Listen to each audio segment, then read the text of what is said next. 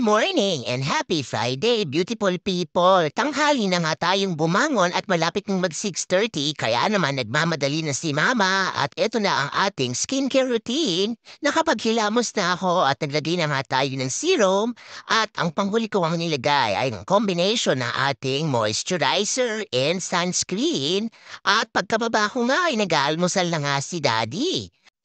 In-update ko na nga muna ang kalendaryo at maiksing short tour lang sa ating front porch. Ayan na nga ang dalawa nating begonia na decoration ng ating front porch at ang dalawa ngang paso na yan ang nakalagay dyan ay kamatis at petunia. Talaga namang excited na tayo sa papalapit na summer kaya naman malapit na nating baliktarin ang ating sign sa porch. Pagkatapos niya na dumiretso na nga si Mama sa kitchen at pinaghanda ko na nga ng baon niya si Daddy at nga walang kamatayang Lebanon bologna with provolone cheese. Dahil Friday ngayon ay hindi natin kailangang magluto.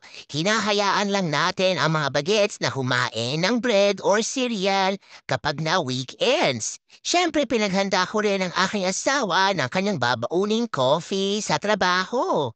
Nabrew na si Mama ng black coffee at ayan na nga si JJ, chinecheck niya ang kanyang homework. Ayan na at ready na nga tayong kumain ng almusal at hindi nga tayo kakain ng sliced bread ngayon dahil tayo ay nagpapanggap magpapayat. Edi wow siopaw!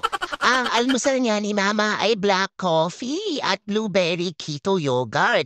For today's video, subukan natin ito dahil mukhang masarap at meron pang granola bar on top yan. Kaya naman isa rin na natin at ayan na nga natapon pa. Edi wow siopaw! Nasayang lang pero binalik ni Mama yan dahil ayaw nating magtapon ng pagkain.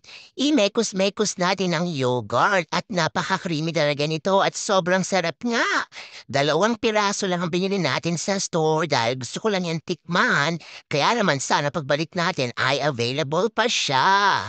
Ako ulit ang naghatid sa aking mga anak. Dahil maaga pa nga umalis si Daddy. Ayan na si JJ at sumakay na din ang ating candidate number 2 na sumilip sa video. As always, si Mama habang nagmamaneho papunta sa school ay nagpapaalala sa kanyang mga anak na gumawa ng good choices. Para tayong sirang plaka, edi wow siopaw, ganyan talaga ang buhay nanay. Maulan niya ang ating weather condition ngayon at si Mama ay nag-drive na nga muna pabalik sa bahay. Dahil ang ating first patient ay nakaschedule pa ng 9 o'clock. Habang tayo ay nag-drive, tayo rin ay kumakanta. May concert yarn. Papilitin natin sa bahay, ay diretso na tayo kaagad sa kusina para tayo ay magdigpit ng mga kakalatan. At dahil hindi ko man naubos ang aking coffee, ay initin natin yan sa microwave dahil sayang naman. Habang tayo nga ay nag-aantay uminit ng ating coffee, ay for the ligpit muna si Mama ng mga hugasin dito sa kitchen. Dahil talaga namang kalat is a big no-no. For the kuskus tayo at ayan na nga ang pinaglutuan natin ng ating ulam kahapon at ang wooden spatula nga na hindi natin pwedeng ilagay sa dishwasher.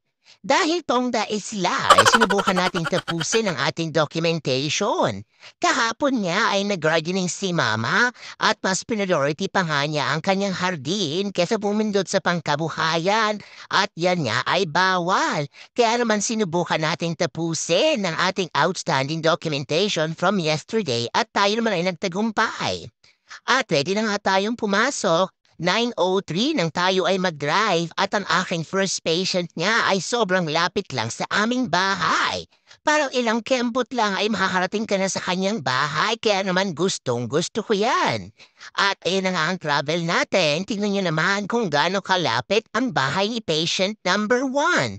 Siyempre, lagay muna tayo ng ID at 5 minutes lang ay nakarating na nga tayo sa kanilang bahay.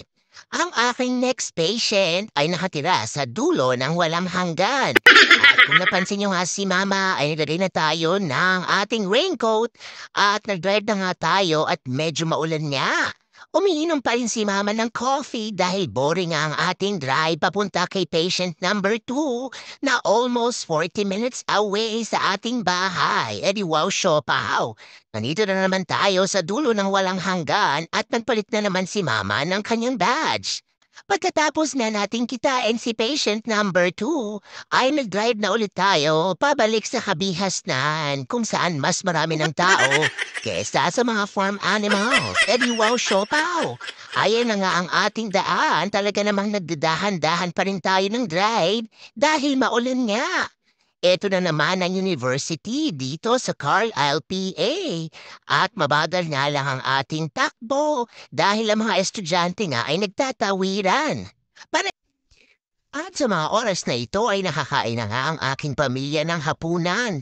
2 toast lang at PM dinner ni Mama at sinusubukan pa rin natin tapusin ang ating documentation.